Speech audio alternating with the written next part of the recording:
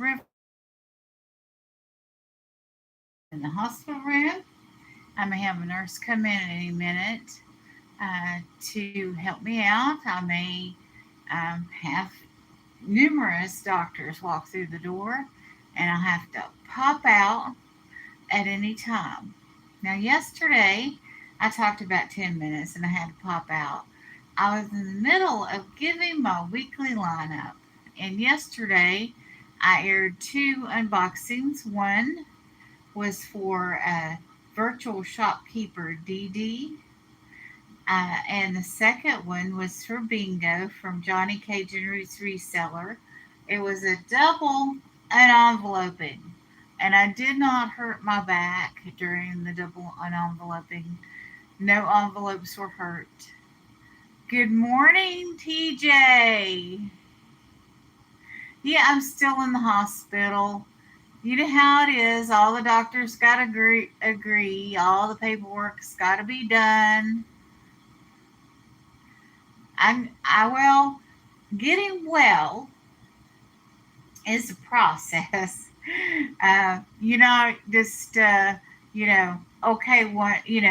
You don't get an okay in my case in one day. It took a process of abuse to my body for me to get to this point.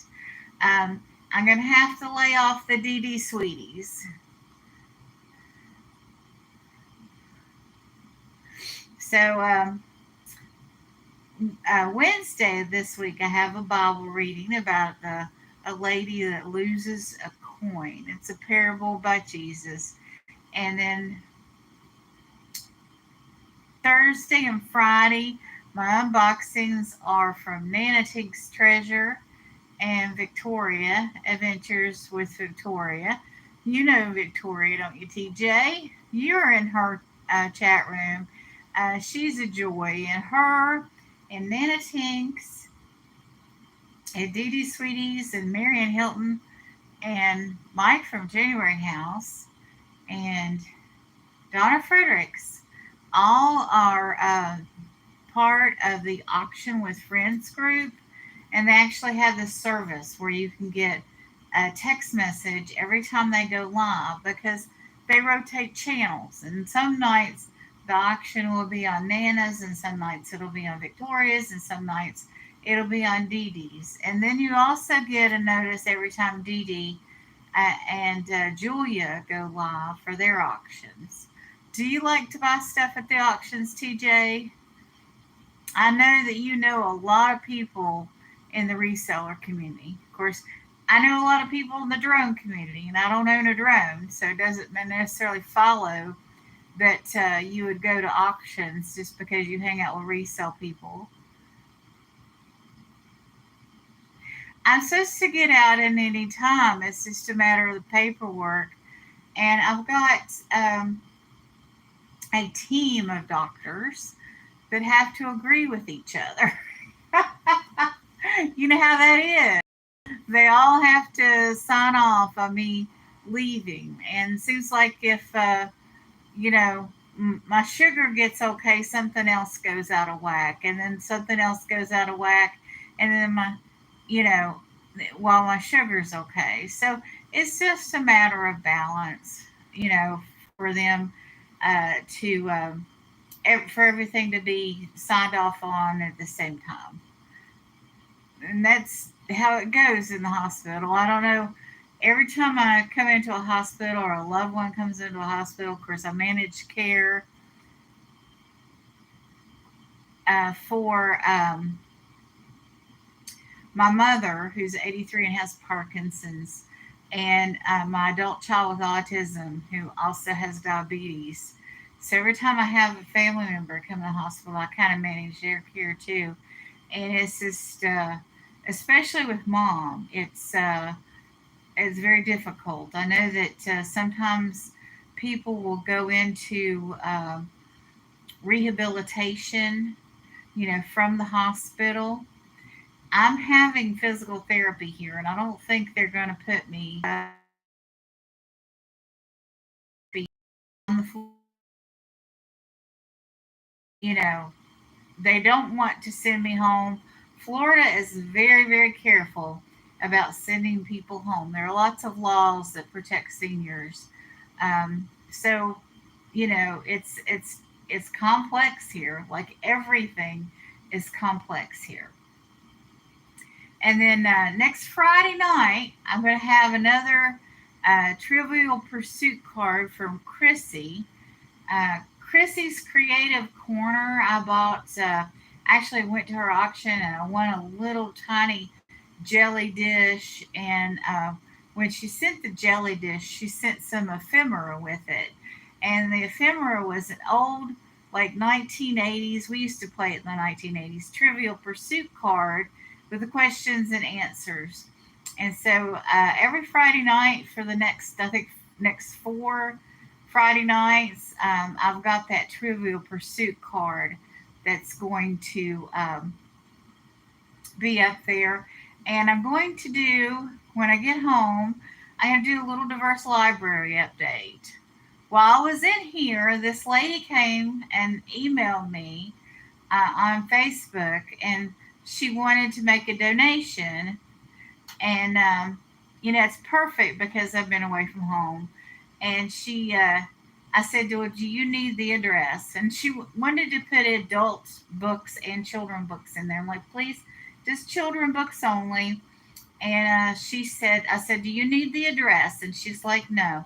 So somebody has come and made a donation while I've been in the hospital to the Little Diverse Library. And next Sunday, I'm expecting a donation again from the church. The Little Diverse Library has children's books in it. The original purpose was to have the books that Duval County banned. Duval County school system banned 176 books in 2022. And one of those books, believe it or not, was Charlotte's Web. And why did they ban Charlotte's Web? Well, it talked about death because Wilbur, the main character, was up for slaughter, and his friends, including the spider, were trying to save him. Remember? That book is this wonderful children's classic. We've all read the book or seen the movie our entire childhood, but they didn't want children to read it because there were talking animals in it. Talking animals! And guess what? They're talking animals in the Bible. The serpent, the eagle in Revelation, and there's a talking donkey in the Bible that a prophet was riding, and God didn't want him to go where the donkey was taking him.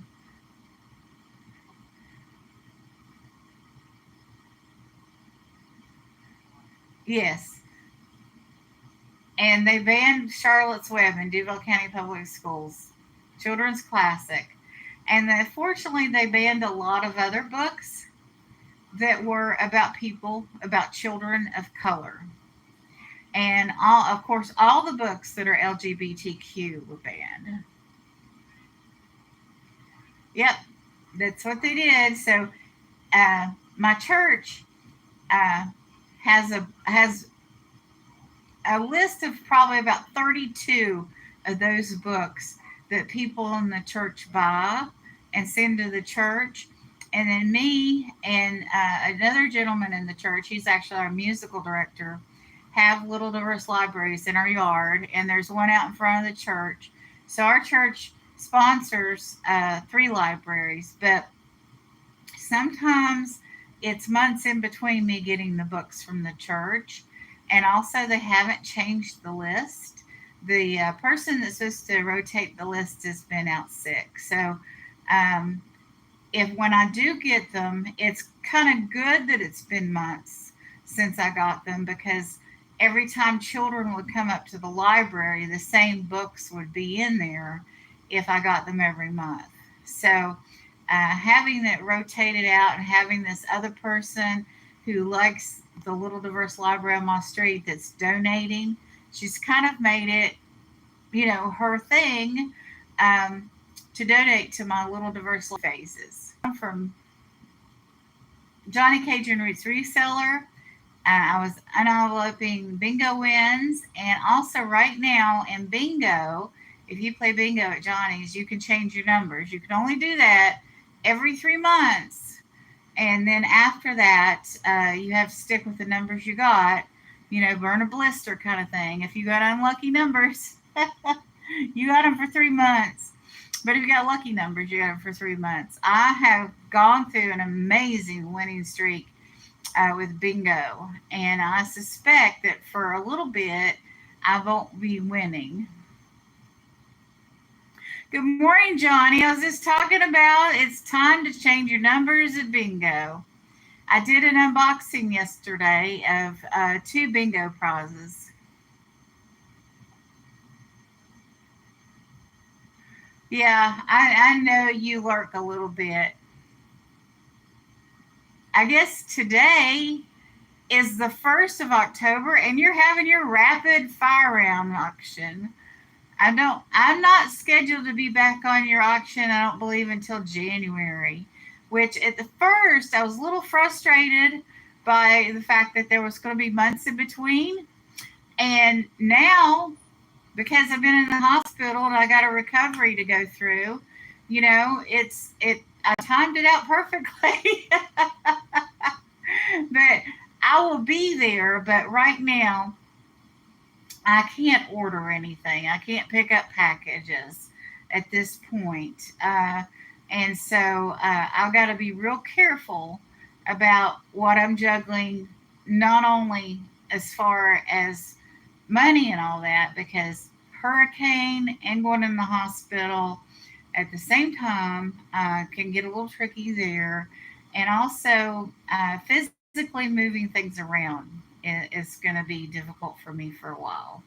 So Marty does help me somewhat, but Marty also can get overwhelmed. Uh, this whole thing has put them, has changed their environment. They're staying with my brother, and my brother and my sister-in-law are gold to Marty. They're like me. They're very supportive, but still, not being in your own bedroom, not being in your own house, eating different food, all of that can be stressful. And not having mom around when it's just usually you and her, and we read each other really well. And, it's, you know, I just, well, Marty's my pride and joy. What can I say? And we're used to being having the other one there.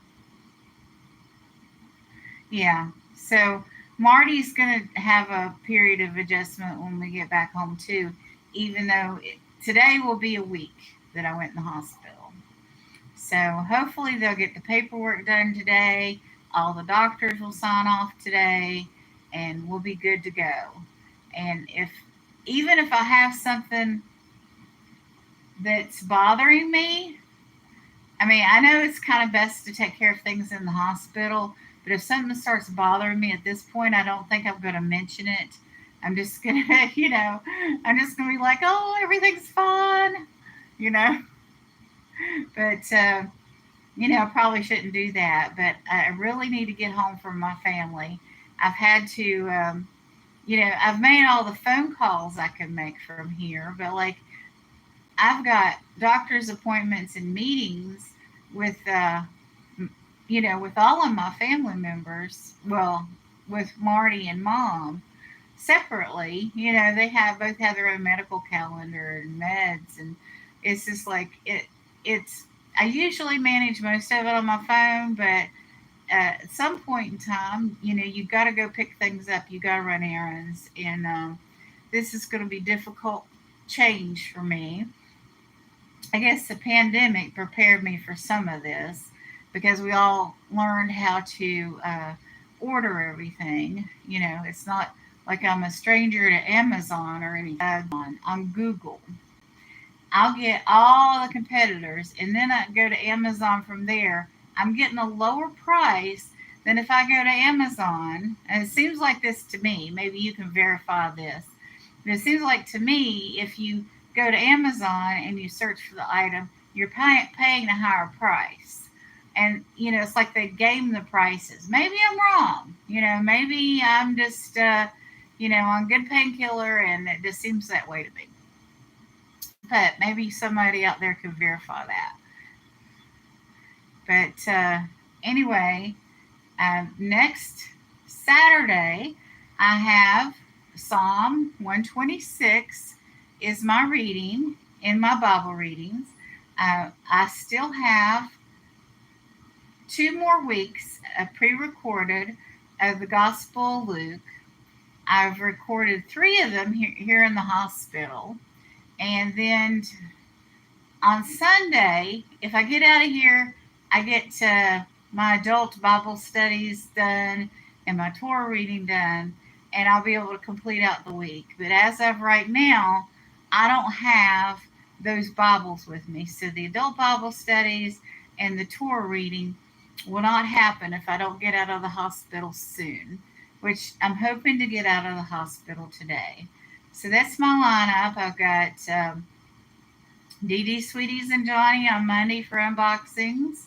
And then, and those videos are posted. And then Don and Mary today. It is more important, but I also have to balance taking care of everybody else. And then Wednesday, I have my reading from the 4 Gospels. Thursday and Friday, I've got Nana Tinks and Victoria unboxing. And then definitely, I already have pre-recorded. I've been just kind of making people wonder because I'm on live in the hospital, and then I got all these videos posting, and the videos are pre-recorded. So, and some of them are from months ago. So what is happening or what seems to be happening, the environment and the events of when I have an unboxing are very different now from what, is going on with my lives. Wow, look at that beautiful sun coming up. You can't see the river anymore. Oh, it was a little bit darker, you could see the river, but now we see the blinds. Isn't that something? I love going to the drone community on Saturday and Sunday and watching the sunrises with people from the drone community. I usually watch Rodney Bell and Dennis Lovelady. And on Sunday, I'll try to catch Chris Hope. I don't so much go to the drone community panels anymore because, well, I don't own a drone. And whatever part you're buying for your Maverick drone, whether it's this model or that model, it doesn't, it's information, that is good for you if you own a drone. But if you're like me and you just like to watch sunrises, you have a little bit of interest in the science of it, that we're on a globe, and I took surveying when I was in high school. So I find all that interesting, the science part behind it. But I guess I've always been around geeks. My brother has a bachelor's degree in chemical engineering, a bachelor's degree in mathematics. And when he was a teenager, he and a friend of his, who was the physics teacher at the high school, would set off model rockets. And my dad had a model plane that he would fly in the field next to our home that later became a cemetery. But anyway, so there was a little bit of interest in that, and I was around that a little when I was younger. Of course, I was telling the lady the other day just about like when I was young, my dad, we lived in the mountains, he would run like, oh, the game's coming in good, stay there. Like we were the human antennas along the way and affected the signal somehow. And quite hilarious to make your kids human antennas. But, we were all the better for it because it was, it was good exercise and we were learning about communication, even though it was kind of archaic. And then our cousin got a huge satellite dish after that. And I know all that sounds very rural, and well, it was, but it was cutting edge at the time what we were doing. Nobody else was doing this. We were like, and my family was like that. We had a general store, we had a grocery store, and gas station, and a post office combined. And my uncle was the first person to put telephones in the community with the bells and the little microphone off the top and the crank on the side, the old wooden ones. And he put those in households early on. So our family was kind of like communication trailblazers, but when it was really, and we're talking about really archaic technology. But my uncle was the county superintendent, and he was very inventive person. I did suffer a little because he was the county superintendent. When I was taking Algebra 2, my teacher was very upset with my uncle because he had gotten a $13,000 raise and the teachers didn't get a raise at all. So what happened was he graded the class that I was in on a sliding scale, and the scale slid at my grade. So I probably got a letter lower grade in Algebra 2. I got a B instead of an A in Algebra 2 because my uncle got a raise. I that teacher has passed on, and so is my uncle. So I guess I shouldn't say any more. But it was kind of a weird situation for somebody to be in. It was like political, and I didn't ask my uncle to get a raise. He wasn't giving it to me. He had a wife and two sons, and he was taking care of his own family with that. We'd occasionally have dinner over there, but he could have bought dinner occasionally without getting a raise, right? Sorry, I had to have a sip of water. I'm getting a little parched. But I know for the rest of the day today that I think usually Tooch Man's in here. I don't know if East Coast Resellers is on today or not. I've been watching fishing shows. Any Fin is Possible is usually on live once a day. Yesterday was his members only. And this channel is so neat because he goes out and he fishes. He's got two sons. He catches the fish.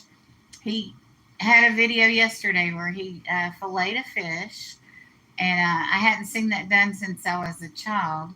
And then he shows the cooking part of it. So it shows it from the river to the plate, and which is really neat because he's teaching his children really vital survival skills. I mean, I told him, I'm like, I'm grocery store dependent. I have to admit it. I was able to watch the video because it's kind of different. People aren't used to seeing fish filleted. It's kind of it can be gross. Just like when I was 13, I was a teen missionary and I went to live with this family, and the daughter came in and she's like, Mari, you need to stay out of the back.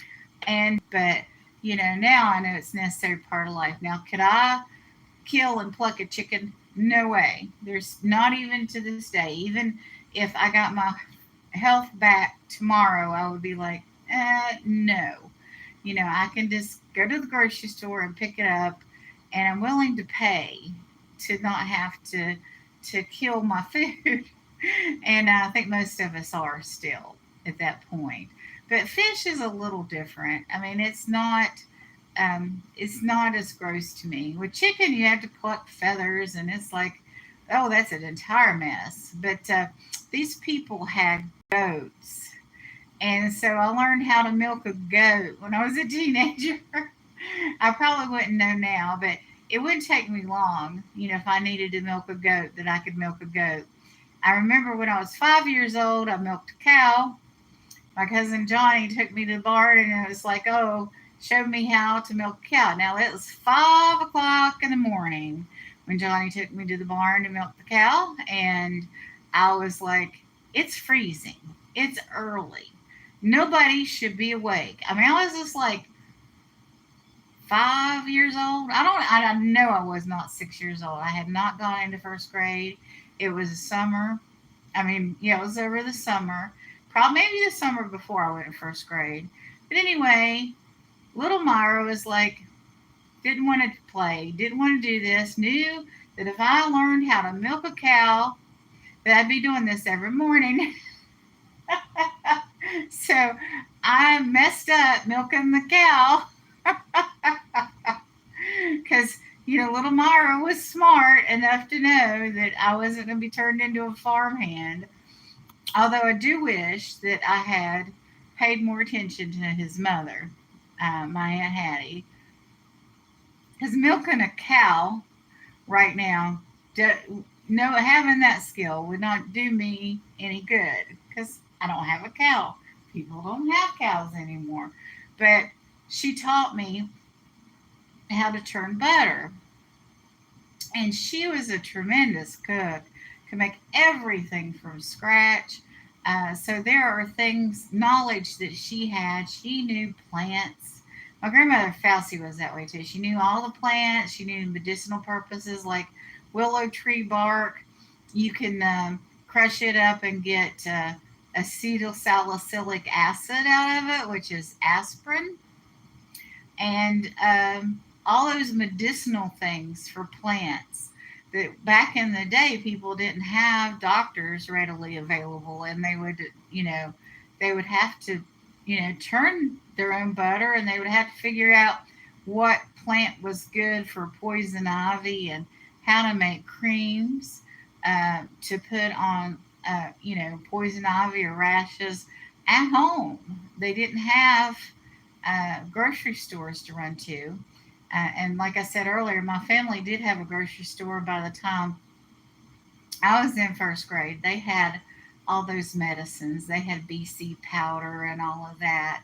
But there were still plenty of people that made their own home remedies for whatever ailed them. And, they were pretty good. It's just that, you know, I wasn't interested.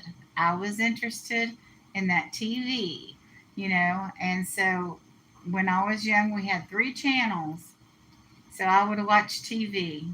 I was glued to that. Of course, I was a little bit of a bookworm and I studied books, but I didn't study what the people around me knew, didn't give it a thought that that was more valuable than anything in the book or anything on the TV. Because, well, commercialism for one. So we didn't we didn't know, you know. It's like if it could do it over, I would have probably spent all of my time with my namesake, Myra Hattie Bias, who could sew, cook, quilt, can. She farmed, and her husband farmed too. They worked well as a team. But if I could do it over, I would have spent a majority of time with that aunt and uncle who had no children. I would have become their daughter. My parents would have had to come pick me up, kicking and screaming,